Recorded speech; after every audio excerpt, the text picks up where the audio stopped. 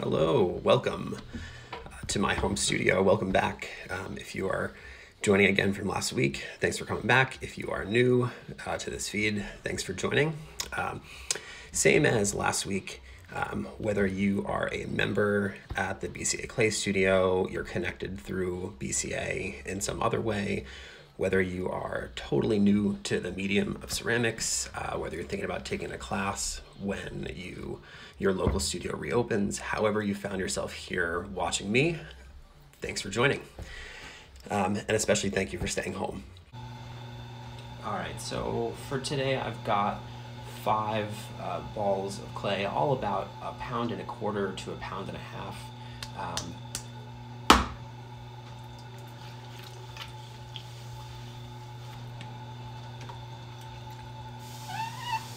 Let's try that again.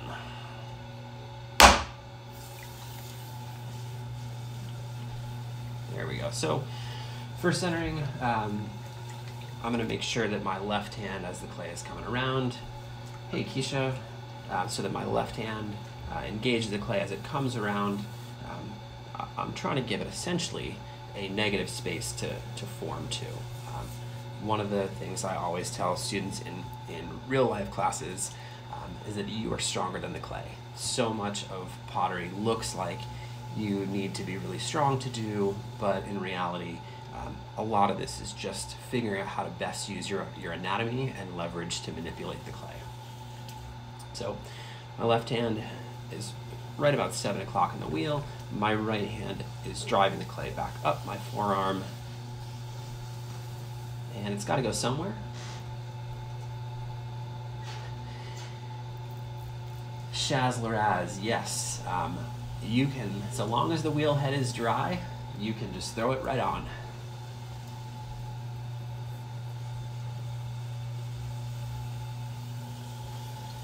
So last week when we did some cylinders, the shape was that of like a hockey puck or a tuna can.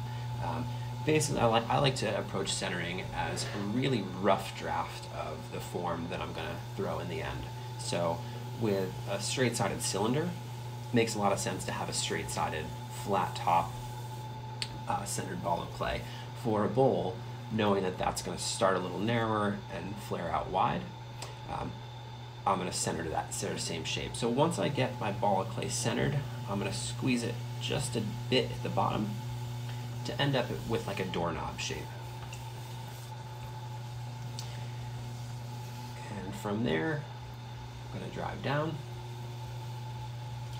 And so my thumbs in this maneuver, they have one job, and it's to travel down and then travel right back.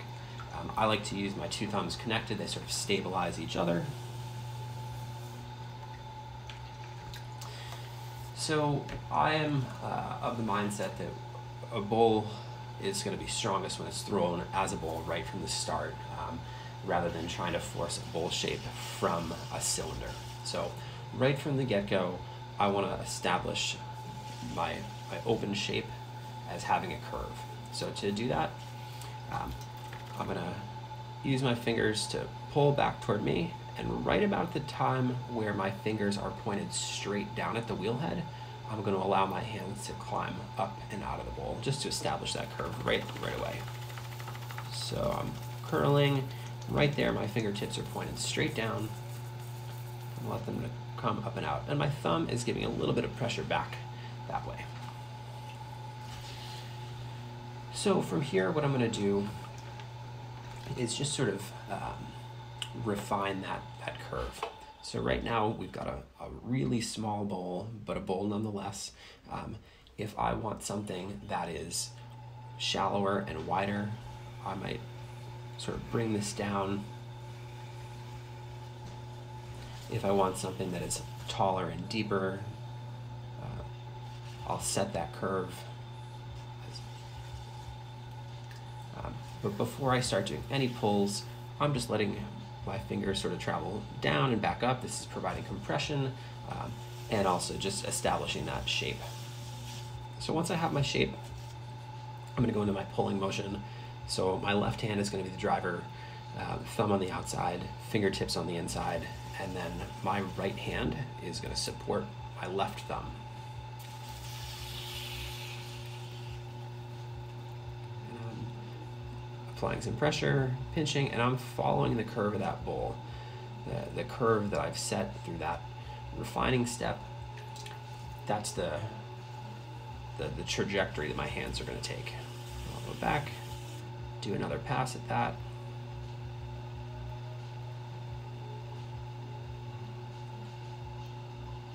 Every couple of pulls, I am going to do a compression. So whether I sort of hug the clay this way or do it like a peace sign draped over, I want to stabilize the rim and then apply some downward pressure. In our cylinder from last week, that was straight down because the wall was established to be a straight cylinder. With a bowl, I'm trying to drive the pressure straight back down the wall that we've set. So not exactly straight down.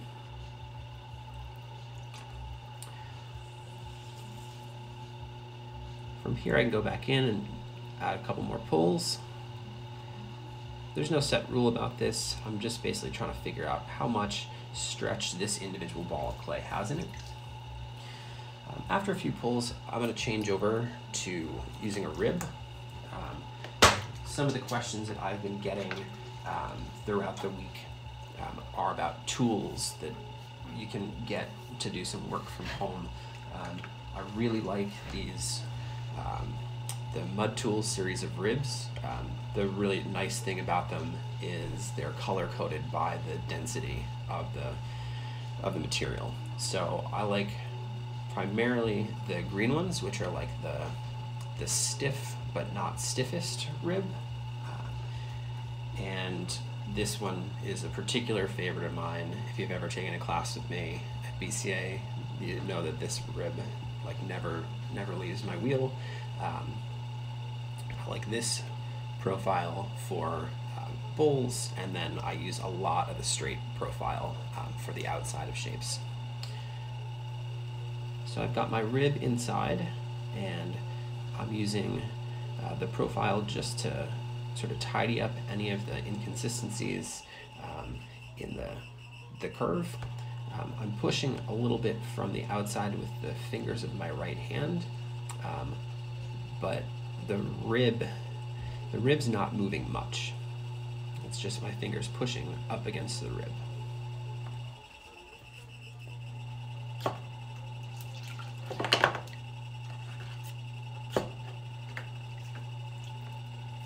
From here, I'll go back and do another pull. And throughout the process, I like to alternate between the ribs and my fingers.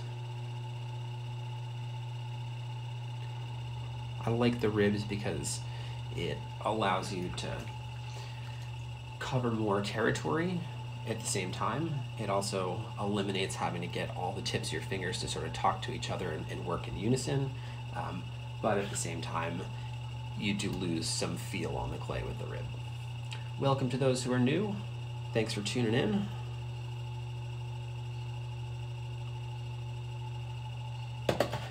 So I'll go in with this tool, another Mud Tools product. This is the Mud Shark, and I'll cut a little bit of clay away down at the base.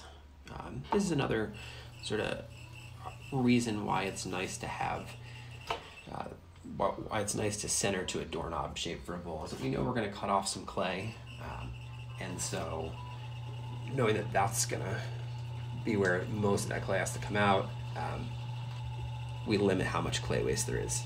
I'll switch over to a metal rib for the outside.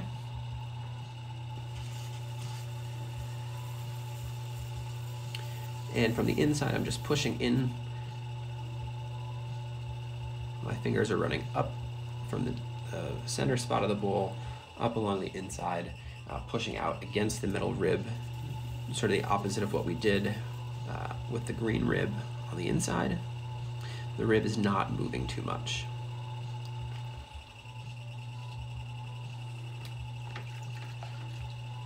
And then as a final pass, I'm going to take the metal rib and stretch from the inside. So before I get going here, I want to do a pretty heavy compression on the rim. This step is going to ask a lot of the clay. I'm going to ask it to stretch, and so tightening up the rim is going to be helpful to make sure it doesn't warp, doesn't tear, that sort of thing. So I'm going to hold my rib right around 3 o'clock, not quite flat, but I'm going to go from here. You can see it's going to go well beyond that 45-degree angle. I'm going to add some pressure to the rim, and then I'm going to let this come down all the way on the inside. And the idea here is that the rim will stretch a little bit wider, and then on the way down, everything else underneath the rim sort of catches up to it.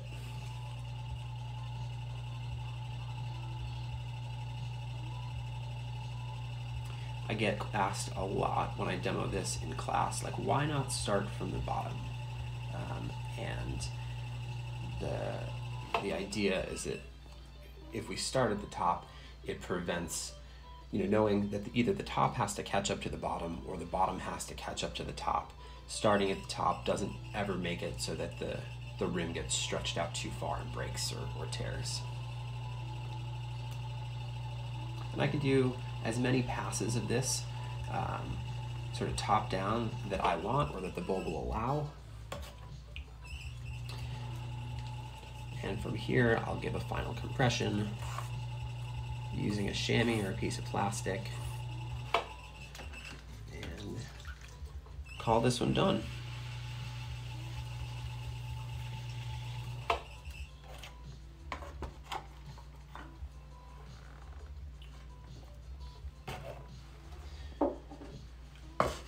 All right, so we'll swap to a new tile.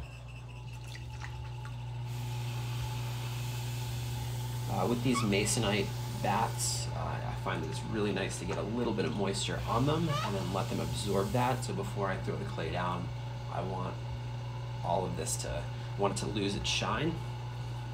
It'll help make it for a little bit of a sticky surface.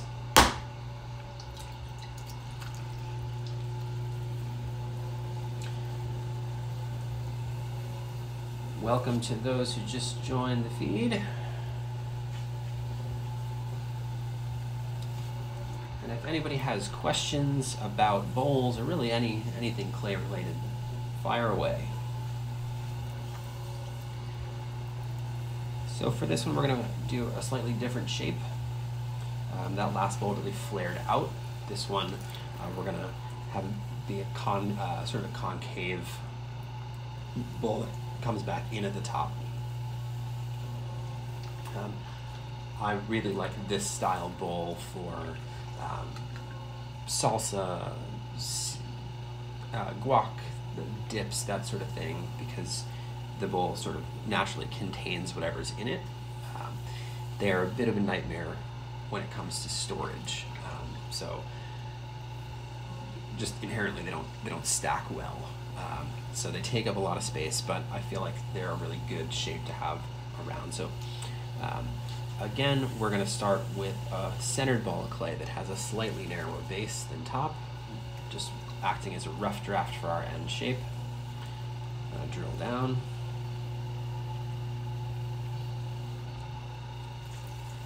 And the difference with this one is as I open up,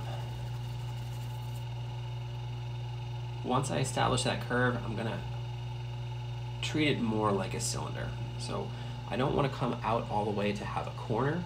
I do want to have that scoop so my fingers are pointed down and then start to draw up. But then I'm going to use the outside of my hand to add some pressure back and throw it more vertically. From here, same thing, I'm going to refine my curve so my fingers on the inside are really working the scoop of this.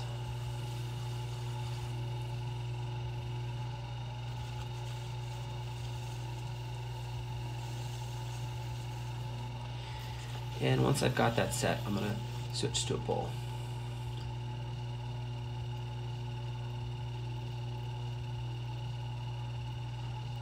So a concept that I really like and often encourage students to use is think about drawing in space. So I'm not much of a 2D person, but in the same way that you can manipulate a pen or a brush on paper, the idea here is that we're going to move our hands in a path that creates the outer, the profile of our form. So I'm scooping out and then back in.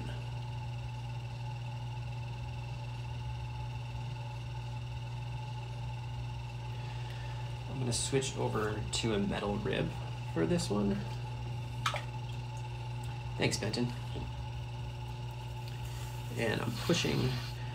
I really love these flexible ribs because I can set sort of the, whatever curve I want on the outside and then push the inside into it.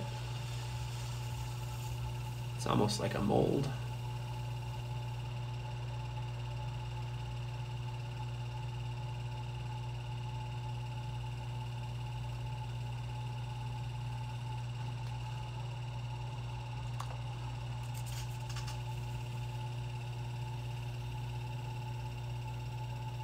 Do a couple of passes like that.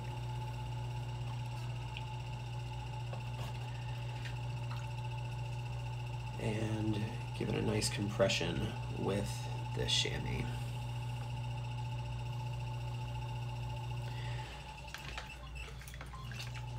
So thinking about using this bowl in real life, for guac or salsa or something like that, it's a little, it's feeling like it's a little contained. This curve through here coming back in is great, and I want to keep that, but I can open this up a little bit.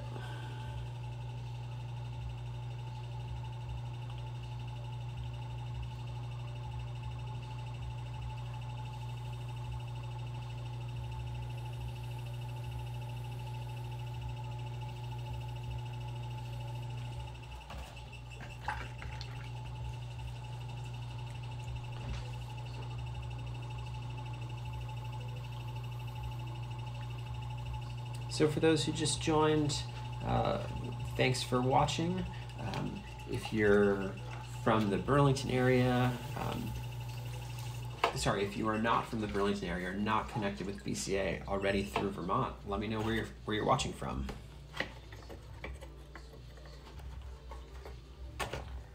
Steph, welcome.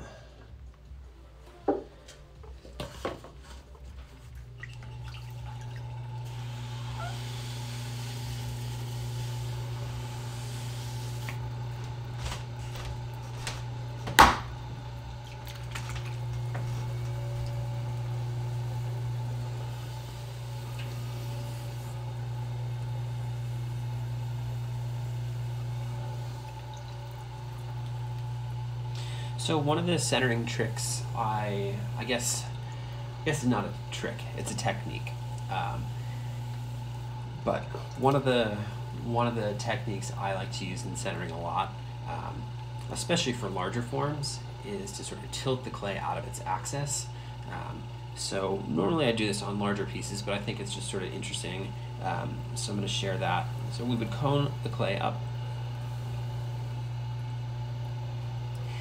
And then, rather than trying to drive everything straight back down and keep it on center, I'm going to have my thumb right in front of me, hang over the top of the clay, and then I'm going to use my right hand to push the clay, sort of torque it out of its axis toward 12 o'clock.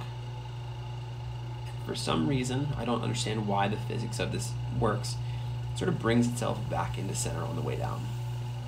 So if you're working from home, and especially on larger chunks of clay, having some challenges getting the clay to stay on center as you bring it back down from your cone, give that a try.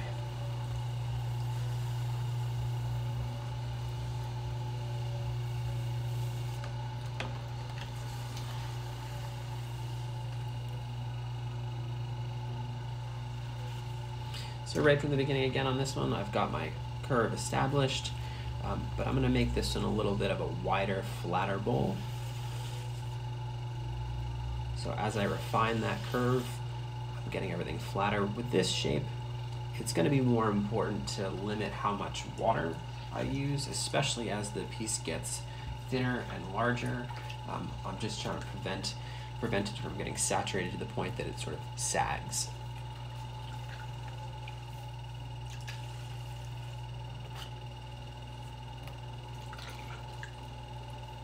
I'm going to use the rib right from the beginning to really compress this.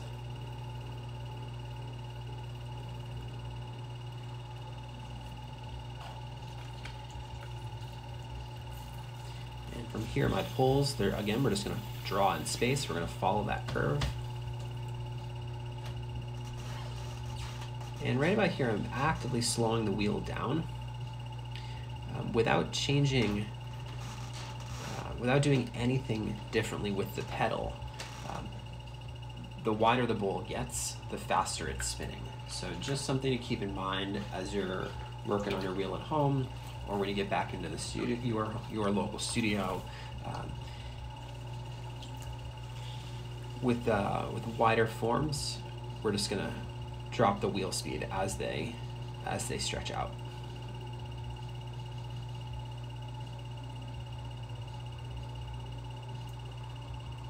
So my compression on this is driving at much more of an angle back down the wall of the clay.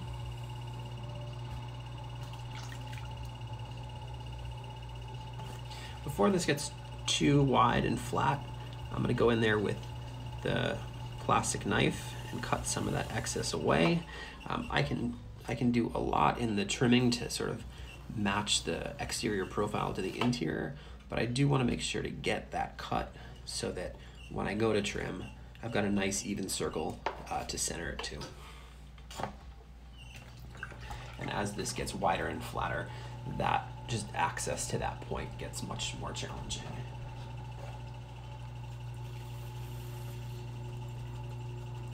So, like I said, we're going to try to limit water on this, and the best way that I have found to do that is to rely more on the ribs, because they're not going to require any additional water. And actually, in some cases, especially with the metal ribs, they'll draw out some moisture.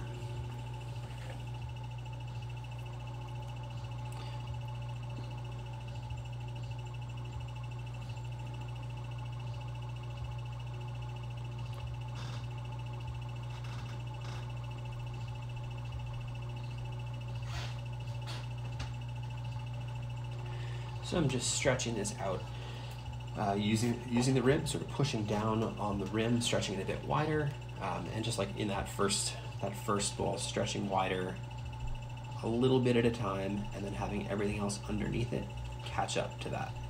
Get the rest of the curve in line with it.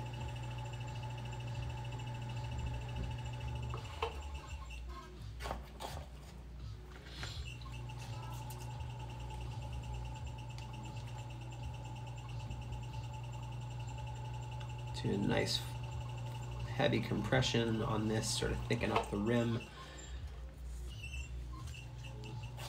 Maybe add a little bit of surface texture.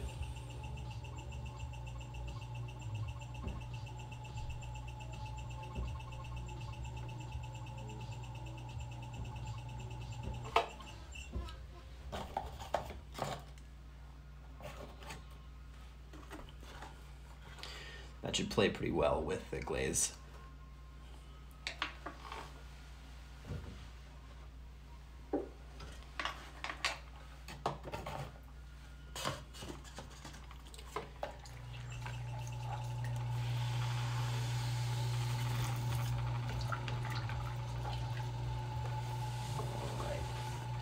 So these bowls, I'm using Laguna's B-Mix clay. It's a smooth white clay body, technically a cone 5. I've had really good luck firing it up to 6. And I've been experimenting a lot with inlay or mishima, And so that's what all these bowls are sort of getting prepped for, with the exception of that last one that has a lot of surface texture already on the inside.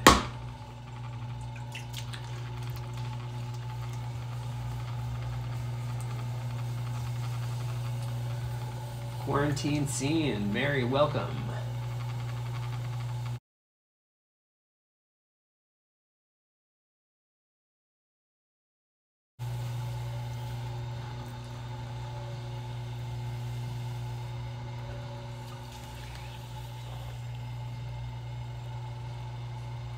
So the more you throw bowls, the more you can sort of condense the steps together.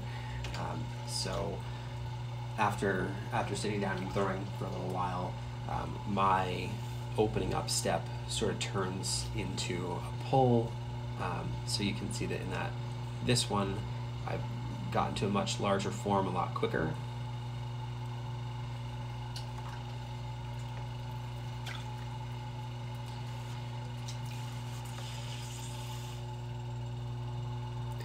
And ultimately what I'm trying to do is get to the end shape in as few movements as required to do so without really messing with the shape or the form, or collapsing it. The idea being, I want to introduce as little water as possible so that it can be ready for the next step, the trimming or the surface design or whatever comes next soon, as fast as possible. We have to be, there's already so much patience required in ceramics that I just figure there's any way to limit how patient I have to be and not get too antsy to trim, the better.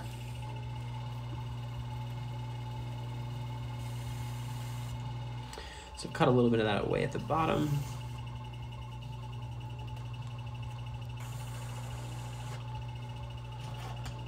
One other technique I like to use a lot is to throw with 2 ribs at the same time. So I'm going to have my green plastic rib on the inside, my metal rib on the outside. And the idea is that if I can keep a consistent sort of negative space between the 2 of them, I can work out any inconsistencies between the 2, in the wall, that everything sort of tidies up.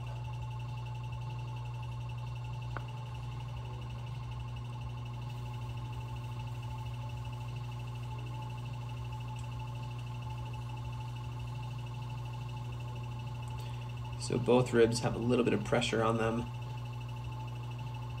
The space in between is filling with what's now a really even wall, and at the top it just stretches out just a bit.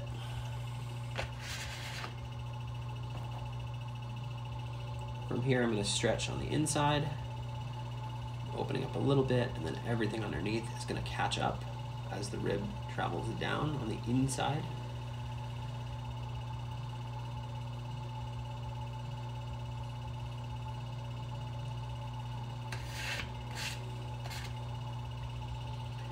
Give that one more pass.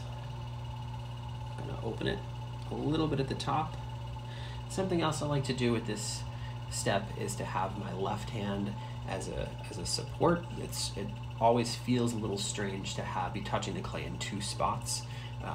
But so my right hand is holding the rib here at 3 o'clock, and then my left hand is just sort of hanging out on the rim as like a stabilizer.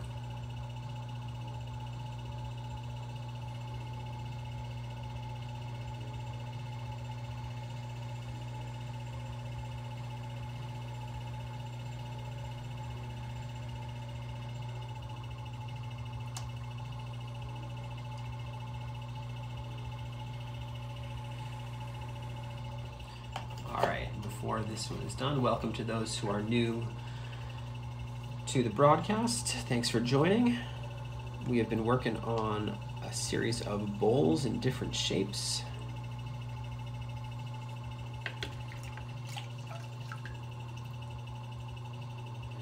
And for this one, I'm going to put in sort of some asymmetry at the end here. So I'm going to get my fingers a little damp, and then rather than doing a nice steady pull, I'm going to do a really irregular, sort of fast and slow and wonky pull to put some twists in here. I just want to stop just short of the rim because I do want to maintain a true symmetrical circle at the top so that trimming gets really easy. Or I shouldn't say so the trimming gets really easy, but I can easily center for the trimming. So to touch that up, I'm just going to go back in with this chamois at the end. Tidy up the rim, make sure it's on center. And so this bowl now has some twists and asymmetry that will make it sort of an individual bowl from all the others, even though that might throw them exactly the same way.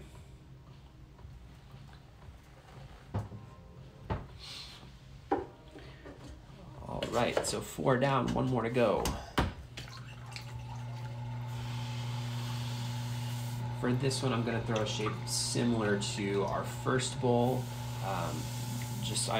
For this one, I'm looking for a symmetrical, flat surface that I can do some of that Mishima inlay work on. I've been playing with testing different waxes to seal off the surface that I'll cut through and then pack the cut lines with the Amico velvet underglazes. And I've been getting lots of good information, and I've been having some really good results so far. I will say I'm pretty antsy to get things fired and see, how they go the rest of the way. So now that I'm centered, just to sort of recap, when we're working on bowls, I want a centered shape that is slightly narrower at the base, resembling a doorknob, just because that's going to act as a rough draft of our bowl shape. It's going to limit how much clay I've got to cut off at the end, drilling down. And then my opening up step, once I've got a curve established, sort of turns right into a pull.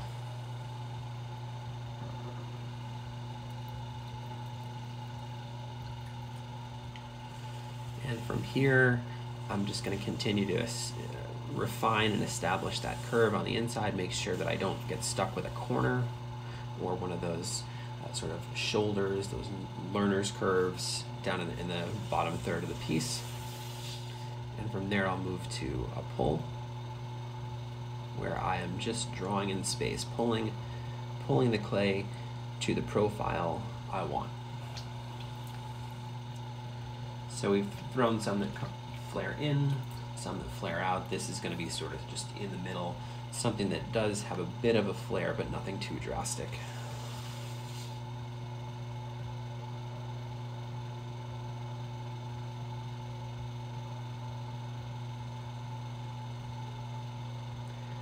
I'm going to compress my rim,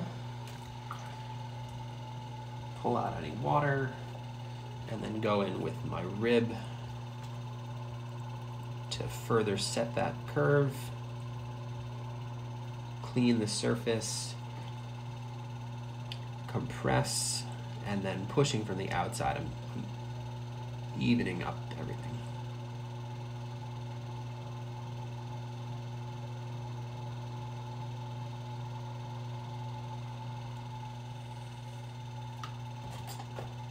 I'm going to cut a little bit away down at the bottom.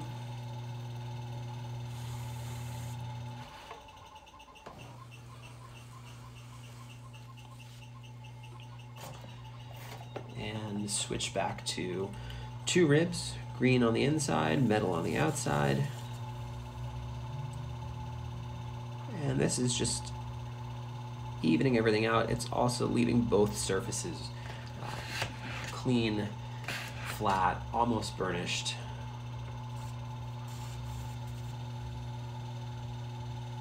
Where I'll be trimming the outside, it's not as important that I leave that surface super clean or burnished if I can. It's a bonus, but the real focus is going to be on the inside. So as a second to last step, I'm going to take my metal rib touch up the entire curve on the inside, making sure the surface is super clean, super even, especially looking ahead to doing inlay work. I don't want any sort of topography. Addie, welcome. I don't want any of that sort of topography in the clay. I want it to be nice and even so that the lines I razor through the wax are going to be at a consistent depth.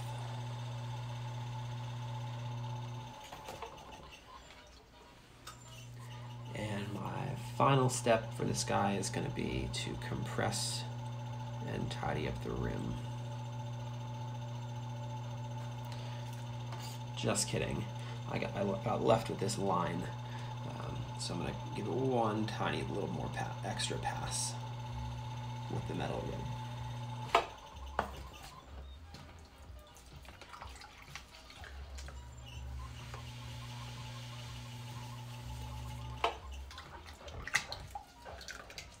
All right, so that does it for me today from my home studio.